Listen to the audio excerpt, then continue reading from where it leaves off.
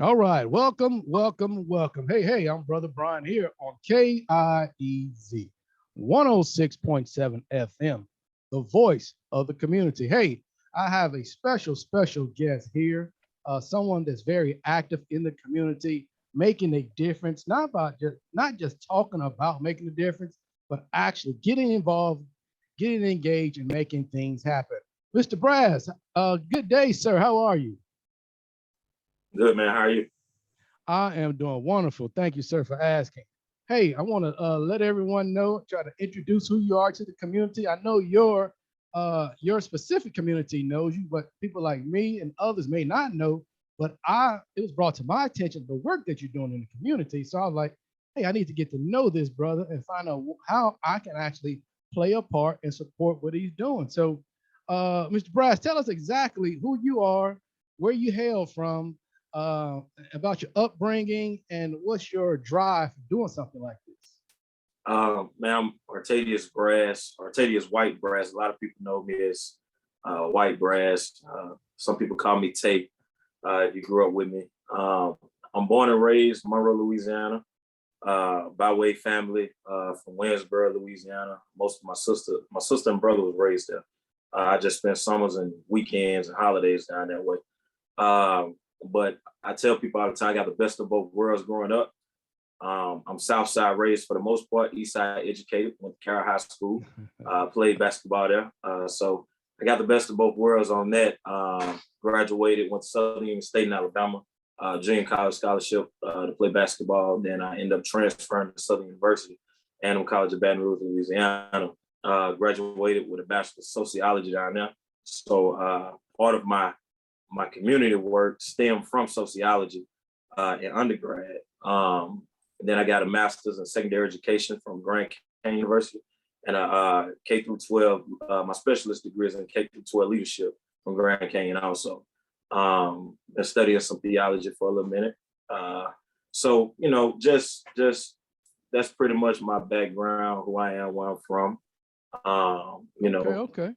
Yeah. Well, I want to let the people know that you have a program that you are directing, leading, possibly you and some other advocates in the community, and it's called ManHood Alive Academy. Let me announce that again, repeat it. ManHood Alive Academy. And when I heard that, I was like, wow, that is very powerful.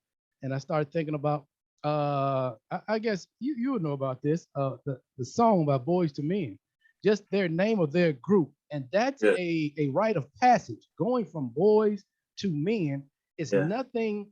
Now, the age of a boy going to a man is natural, but some of the tenets, we're talking about responsibility, discipline, tolerance, respect, that yeah, has to be taught on a regular basis. Because I heard you say you come from the educational aspect of sociology. And I have a few classes in psychology, and I study at the master's level.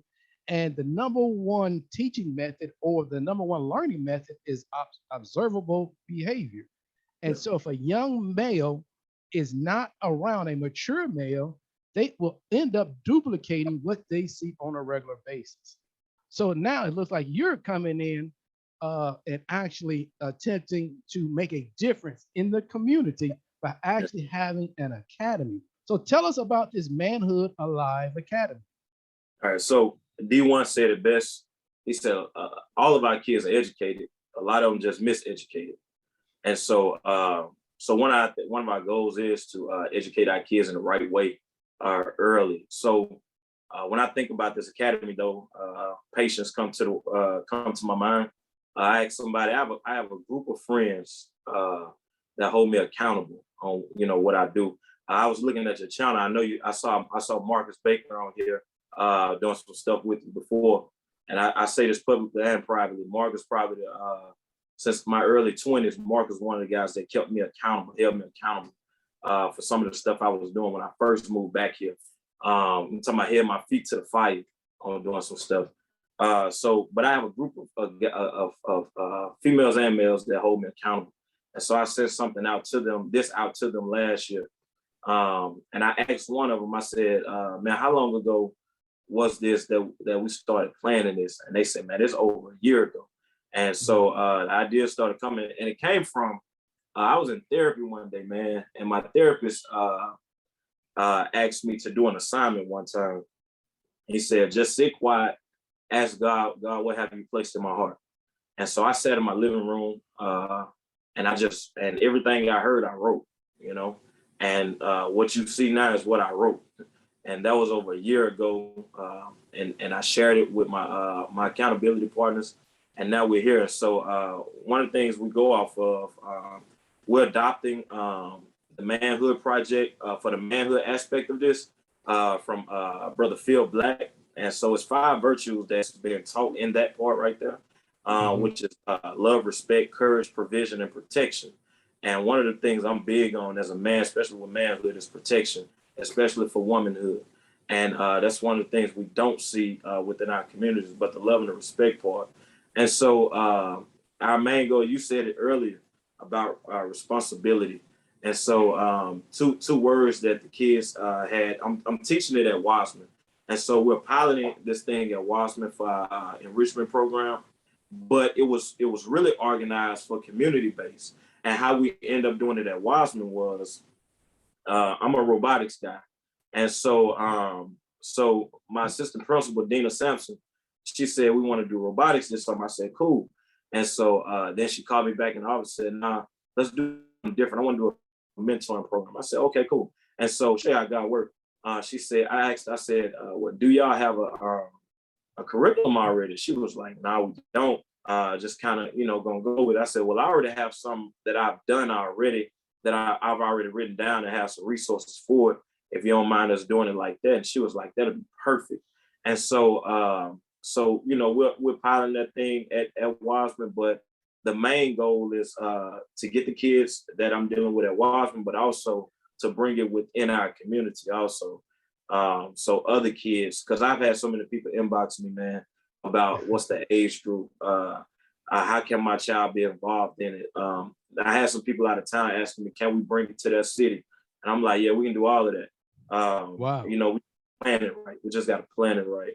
And so, my heart is for Monroe.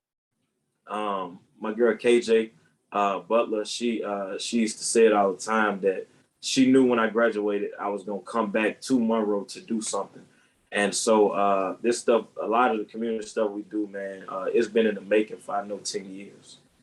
I like that. And that's what it's definitely about. Definitely reinvesting back into the community, because what we invest gives us an ROI, a return on our investment.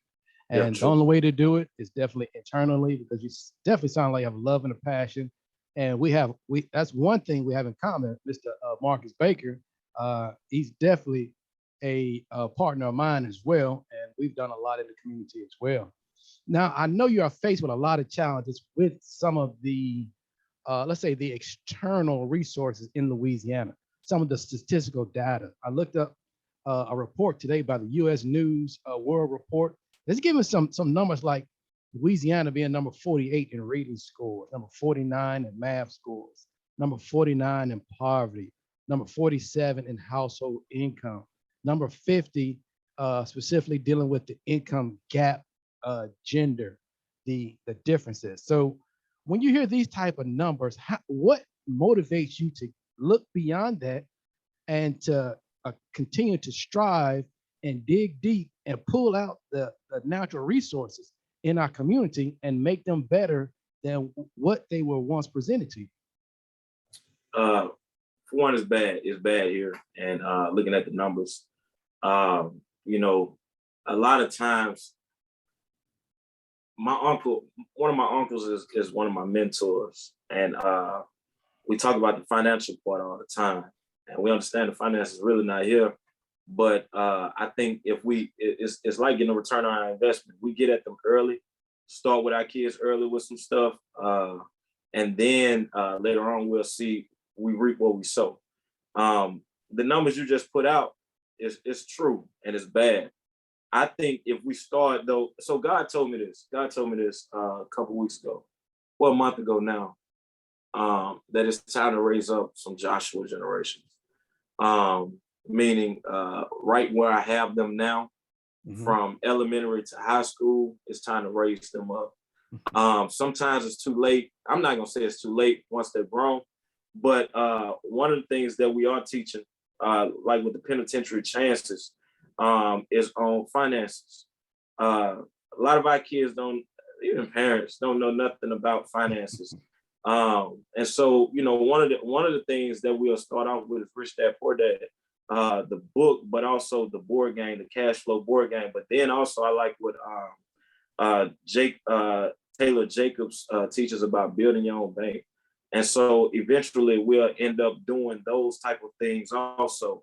My shirt says Kingdom Ties. I don't really worry about the resources too much because I know where my resources come from. You get what I'm saying? And Yes. I'm crazy enough to believe that whatever I need is gonna come. Man, you know, when you got to reading the data about reading and you know about the math, about the education period. Education here, I'm a public school teacher. Education here is bad. You know, it's bad. And I think more if we teach more of these things rather than just so focused on curriculum that we teach in public education, I think our kids can come off a little bit better. Matter of fact, I know for a fact because a kid said the other day, he's about to be a senior. He said, "Coach, we need more classes like this in school." And you know, this a kid that come from nothing. You know, like for real, come from nothing. Mom a good mom, but she's struggling. You know, so you know that's some of the things we deal with. But I'm just crap. I don't, so I know this may to the grammarians this might be wrong, but I'm stupid enough to believe, like for real, like I'm stupid enough to believe that if I can teach 150 kids, at least 100 of them can take their life to the next level. Now I'm just saying at least, but I know I believe 150 can, but I just believe regardless of the resources that we have within our communities, man, and which is by design, but that's another topic. But regardless of a lot of that stuff, man, these kids can take their lives to the next level. I'm just stupid enough to believe that. Hey, I have to join in with you as well. I believe in investing in the community, and you're talking about 66% actually making it happen. Absolutely, and it's all about education. In the event, if those, like I said, let me share with you my background.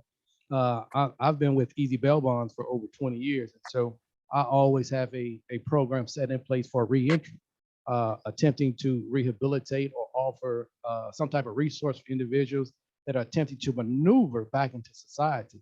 And so even if a person does take a turn for the non-favorable actions, our slogan is that sometimes good people fall on bad times. And I believe that. And so it does it, as long as we don't stop, there's always an ability and effort that, hey, we can always make a difference. And as what you're doing at such a young age, now you're talking about actually changing a system because the curriculum, I know that the school teachers do not set the curriculum. It's set by others down south. And so now you're teaching this next generation where they can become the legislators, and now they can actually be involved and make those changes because you've planted that seed in them. So, hey, kudos to you. Now, I'm looking at the Manhood Alive Academy, and I think I'm hearing things like manhood training, sex education, penitentiary chances, leadership, be the light, mental toughness. I may come in and jump in on some of those classes because when you're talking about mental toughness, that there alone, because I had to go to school and pay for this, thousands and thousands of dollars dealing with psychology. But if you all are actually teaching mental toughness, this is one method of overcoming the challenges and the diversity and biases in our community. Tell me a little bit, can you give me a little bit about the program itself, the ages, the age group, where it's going to be held, and a little bit of the curriculum of the classes? All right, so right now it's only at Washburn for the kids that go to school there, 9th through 12th. But as I was sharing with my sister yesterday, when we reach out to the community, I planned on just taking July as a vacation, right? Just do nothing. I have a robotics training at the end of the month. That's about it. But I was sharing with my sister that that July may be a month that I don't get a chance to rest because the demand within the community is so heavy for this. I may just have to, do that time in July. So we want to grab a group of kids from 6th to 8th grade first. We want to grab them first. And then, well, not first, but we want to grab that group together, 6th through 8th grade. And then if there are any more kids within the city, 9th through 12th grade. And so we want to put middle school together, we want to put high school together. Hopefully we can get kids from all over the city to do this. So when I first wrote it out, I wanted it to be months long, probably at least 3-4 months long. What we were gonna do and we're still gonna do it, but we're gonna do it weekends only. So they'll come in, like the original plan was come in on Saturday morning, 8 o'clock, come in, fellowship, eat some breakfast. Then at 8:30 we start classes. So we have classes an hour long because I understand the attention span can be rough. So then 15-minute break, then we go to class number 2. And then we'll have somebody to come in and speak. And then that'll be Saturday for 4 weeks on a Saturday. And then at the end, they'll have a graduation banquet. But we'll have to, retract on that or whatever. And so in July, I plan on connecting with the mayor or somebody with Parks and Recreation for sure. Talked with somebody yesterday about that, and they put me in the right people in the right direction to get in contact with them. So whether it be recreation centers or wherever, we'll be able to teach these things to them. Don't plan on charging nobody. Don't plan on charging.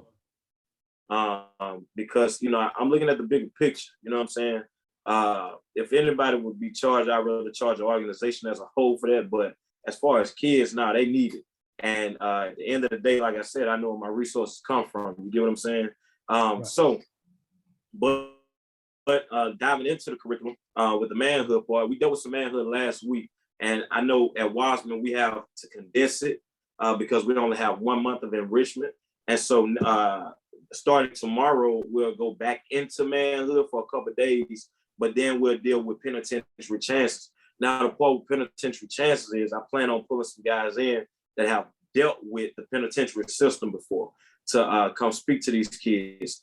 Got 2 guys that I'm dealing with on that right now, but also in the penitentiary chances part, because we know most time with the penitentiary chances it's all about money. So when we deal with that, we want to show them the bad side. As Pimp C talked about years before he died about how we don't talk about the side of of the drug game or anything like that when the feds come to you though, or when they come to take you away from your family. That still so say my kids can't eat no jail bars, and so we don't talk about that side of the game.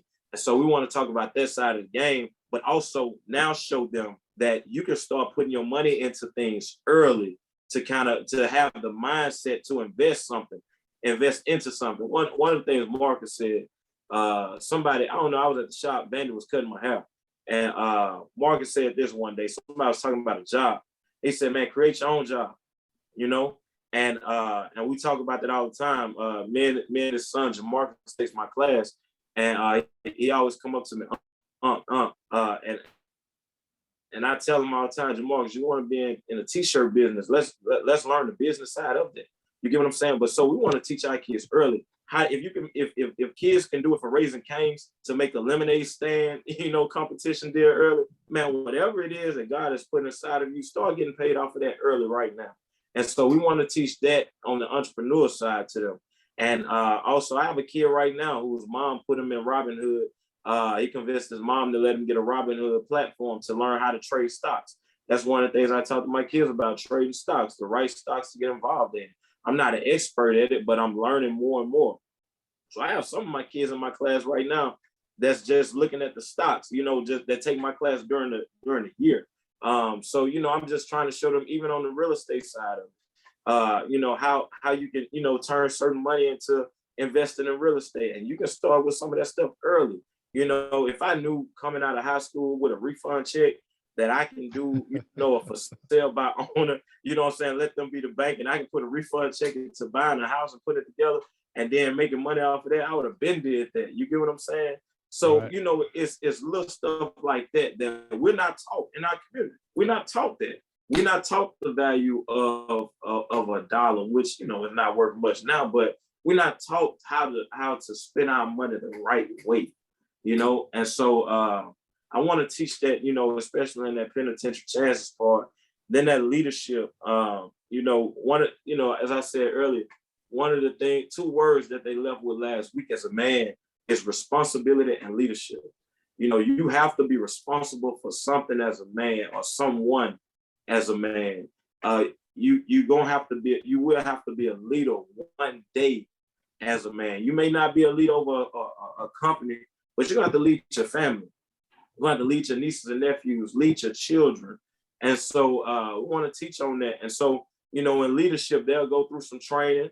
That'll teach something, because that'll kind of run with a little bit of mental toughness. But I want them to be, to get over their fears. I want them to be able to communicate better, because our kids don't communicate, and part of being a leader, you got to communicate, man. But that's going to teach you how to be a better boyfriend, be a better husband, be a better father, your communication skills, instead of holding everything in and don't want to talk about it. No, communication is, and even just business relationships, communication is everything. And so another one we have on there is being the light. If you're a good leader, you're going to end up being light. You light in the community right now in the media aspect. I'm trying to be light in the community when it comes down to training young men. Everybody has a part to play. All of us, it's like a big puzzle. And so we got to be light at all times. And one of the challenges is with being the light, I share with them is sometimes God puts you in dark places. Light can't outshine light. Light can't be light in light. So sometimes we have to be in dark places in order for our light to shine. And when we illuminate those things, things around us will begin to change. And so that's some things we're going to teach on that. And then the mental toughness aspect, I'll be honest, it's going to be more so of a physical challenge. It's going to be physical. We have some obstacles. At first, I was planning on doing Secret Springs. Every year I go to Secret Springs and do a week long of speaking out there with the kids from, they do a thing called Slam Camp with the kids from the 3, from Parkview, from Trishelle, and from Robinson Place. And every year, I'm usually the morning speaker out there. And so that's how I end up building a relationship with those kids from out of Parkview. And a lot of those kids end up coming in and take my class, man, at school. I'm like, you remember me? And sometimes I don't. And they remember me from Slam Camp. I just had a funeral this weekend. Kid that drowned in the Washita River. I met him at Slam Camp. And he rolled up on me one day and was like, "You don't remember me, huh, Carl?" I don't. It was like, I met you at Slam Camp with all the kids from 3. And I was like, okay, cool. And we built a relationship through that. But I wanted to take them to out to Secret Springs to do their challenge courses. But we ended up ordering some things off Amazon that's kind of similar to it. And so we really won't have to travel to go do that. We'll just do it in-house. And we'll challenge them to the max. Man, to try to pull everything out of them, trust issues, because a lot of our kids got trust issues early. Trust issues, communication skills, as we talked about earlier, and then facing their fears. We got fears that's inside of us that we really don't know about, and why we do that. And so part of it, we want to get to the root of the problem. Why do you think like that? Why do you act like that? Why do you have trust issues? And so when we get over those issues, I think as a whole, our kids will be better. And so we want to put them through that early. So, through their teenage years, they can walk around free. They can have some freedom in their lives. Wow. You presented that very well. Definitely sounds like the lineup is definitely filled with challenges. Because as you were talking about the mental toughness aspect, but it's going to be possibly more so physical. But in part of that, it is mental toughness. Because I, as you mentioned that, I started thinking about the days when I was in the military, basic training. We were the ultimate goal of it was to never stop, understanding teamwork, keep going. Your body may become fatigued, but the mind must continue to take control and push the body beyond its normal limits. And as we grow and develop into that stage, we start to understand that, wow, it's mind over matter. So until we actually focus on it, we can overcome any obstacle. It doesn't have to be physical, mental. We can overcome anything. So I definitely support you on that. Man, you didn't cover so much. Is there anything we're missing? No, not really. I'll just keep you informed, as we continue to grow, as we continue to push towards community-wise and make it bigger. I keep you informed on that. A lot of people ask about this one I didn't cover, sex education part. A lot of, people wonder, in sex education, because we kind of covered a little bit of that last week. I tell them all the time, the school system and the world tell you safe sex, things like that. I tell them no sex. This is why I say that. And I know that's rare.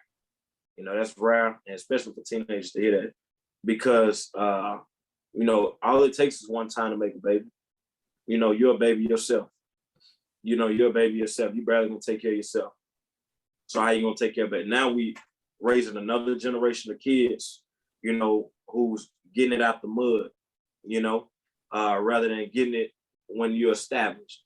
I tell them it takes one time to catch an STD, and things are real rough out here right now, And so, and me, I just think that the family, what we're missing in our community is the family being together, and a lot of times that's what we miss, the family being together, the father being able to, enjoy his children, enjoy his family in the household, but that's another conversation at another time. But so, it's just those things, man, and just pray, that we are able to really develop the minds of these young men, because I got 2 daughters, and I want them to marry a real man. I want them to marry a man better than me. So just pray that we develop these young men in a great and awesome way, that they can be, agents of change. So that's right. That's what Miles Monroe says. Yeah. That's I knew where you was going with it when you said it. Yeah. So just, bring heaven on earth, man. Bring That's heaven right. on, That's so right. that's where we at right now. So I just appreciate you. No problem. Thank you. And definitely keep me up to speed. Well, you don't have to. I'm going to be, you got enough on your plate. I'm going to make sure that I stay abreast of what's going on. So I'll follow you. No problem. Gotcha. So I really appreciate you. I appreciate you.